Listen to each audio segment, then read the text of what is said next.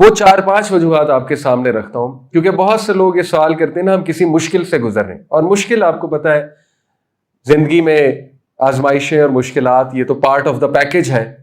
اللہ نے خود بتا دیا نا کہ ہم تو آزمائیں گے تمہیں، بھوک سے، پیاس سے، لاس آف ویلتھ سے، لاس آف لائف سے. تو آزمائشیں اور مشکلات آتی ہیں، لیکن جب بھی کوئی مجھ سے سوال کرتا ہے نا کہ مجھ پہ کوئی مشکل آئی ہے تو کچھ پڑھنے کے لیے بتائیے. بہت سے لوگ کہتے ہیں کوئی ذکر، کوئی تسبیح، کوئی وظیفہ. تو دیکھیں میں انہیں کہتا ہوں وظیفہ میں بعد میں بتاؤں گا، پہلے میں آپ کو چیک لسٹ دوں گا.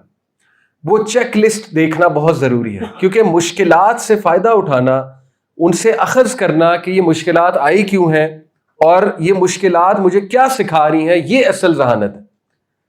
ٹھیک ہے، نہ کہ یہ کہ صرف تسبیح کر لی جائے اور وظیفہ کر لیا جائے اور سیکھا نہ جائے کہ مشکلات آئی کیوں. تو سیکھنے کے لیے کچھ چند ایک چیک لسٹ ہے، وہ سب سے پہلے دیکھنی چاہیے. سب سے پہلی چیک لسٹ، جب بھی آپ پہ کوئی مشکل وقت آیا ہوا ہے، کوئی مصیبت آئی ہوئی اللہ نہ کرے، یا یور کارڈز آر ڈاؤن اور آپ کو لگے زندگی تنگ ہو رہی ہے، تو سب سے پہلے دیکھیں کہ کہیں اللہ کی توحید میں تو آپ کہیں کمپرومائز نہیں کر رہے، کہیں آپ میں اس میں تو کوئی کمی نہیں آ رہی ہے. کیونکہ بنی اسرائیل کا ڈاؤن فال شروع ہی کب ہوا؟ جب انہوں نے بچھڑے کی عبادت شروع کی، جب انہوں نے سونے کا بچھڑا بنا لیا اور وہ اللہ کے غضب کو انہوں نے دعوت دی. تو میں ہمیشہ کہتا ہوں کہ پلیز دیکھیے کہیں آپ کوئی ایسے کام میں تو نہیں لگے ہوئے جو توحید کے خلاف ہے، جس میں شرک ہے. اور ہمارے معاشرے میں بہت سے عقائد ایسے ہیں جو بہت شرکیہ عقائد ہیں، بدعات پر مبنی ہیں. لوگ مائنڈ کر جاتے ہیں اگر انہیں اس طرح سے سمجھاؤ، لیکن بہت امپورٹنٹ بات ہے، بہت بنیادی بات ہے. کہیں ہم کوئی ایسا کام تو نہیں کر رہے جو نبی صلی اللہ علیہ وسلم کی سنت سے ثابت نہیں ہے. کہیں ہم غیر اللہ سے تو مدد نہیں مانگ رہے، کہیں ہم غیر اللہ پہ تو توکل نہیں کر رہے، کہیں ہم ایسا کام تو نہیں کر رہے جس میں شرک اکبر ہے یا ایون شرک کی کوئی اور قسم پائی جاتی ہے. تو سب سے پہلے توحید. آپ دیکھیے اللہ کے نبی صلی اللہ علیہ وسلم جب بھی مشکل وقت ہوتا تھا، ان پہ ڈسٹریس میں ہوتے تھے، تو وہ ان کے الفاظ سن لیں، وہ کیا کہتے تھے؟ اللہ اللہ ربی لا اشرک بہ شیئا. کیا چیز ریوائز کرتے تھے؟ توحید. توحید، اللہ اللہ میرا رب ہے اور میں اس کے ساتھ کسی کو شریک نہیں کرتا. توحید ریوائز کرتے ہیں جب مشکل آئی ہو. یہ دعا کیا سکھاتی ہے؟ توحید ریوائز کرتے ہیں جب مشکل آئی ہو. دوسری چیز، دوسری چیک لسٹ، کہ کہیں آپ کا مال تو حرام کا نہیں ہے. مشکلات کے آنے کی بہت بڑی وجہ حرام کی کمائی. چیک لسٹ دیتا ہوں میں تاکہ ہم مستفید ہوں، فائدہ اٹھائیں. حرام کا مال تو نہیں ہے، کیونکہ حرام کا مال ہے تو دعا بھی قبول نہیں ہوتی. کہتے ہیں نا کہ دعا یا قبول ہوتی ہے یا محفوظ، اللہ آخرت کے لیے محفوظ کر لیتا نا، رد نہیں ہوتی. لیکن کتنی خطرناک بات ہے کہ جس کی حرام کی کمائی ہے اس کی دعا بھی نہیں قبول ہوتی. ٹھیک ہے، نہ محفوظ ہوتی نہ قبول ہوتی. حرام کی کمائی تو نہیں ہے، اس پر غور کریں. ٹھیک ہے، اور اس پر آج کل بڑے کم لوگ غور کرتے ہیں. تیسری چیک لسٹ، اور یہ ساری بنی اسرائیل کے واقعات سے ثابت ہے کہ جب وہ شرک میں لگے، حرام میں لگے، فساد مچانے لگے. تیسرا جو چیک لسٹ ہے کہ کہیں آپ کوئی گناہ کے عمل میں تو نہیں ہے، یعنی کوئی ایسا عمل جو اللہ کو سخت ناپسند ہے اور آپ ریپیٹیٹیولی کر رہے ہیں، اور آپ کو ریمائنڈرز بھی آ رہے ہیں لیکن آپ ریپیٹیٹیولی کر رہے ہیں، آپ نے اس گناہ کو عادت بنا لیا ہے. تو مشکل آتی ہے جب بندہ ویسے نہیں سمجھ رہا ہوتا، پھر اللہ تعالیٰ اس کو ذرا ویک اپ کال دیتا.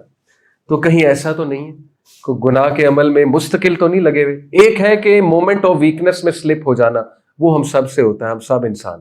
ایک ہے مستقل لگا ہونا، مستقل لگا ہونا، کہیں وہ تو نہیں ہے. یہ تیسری چیک لسٹ ہے.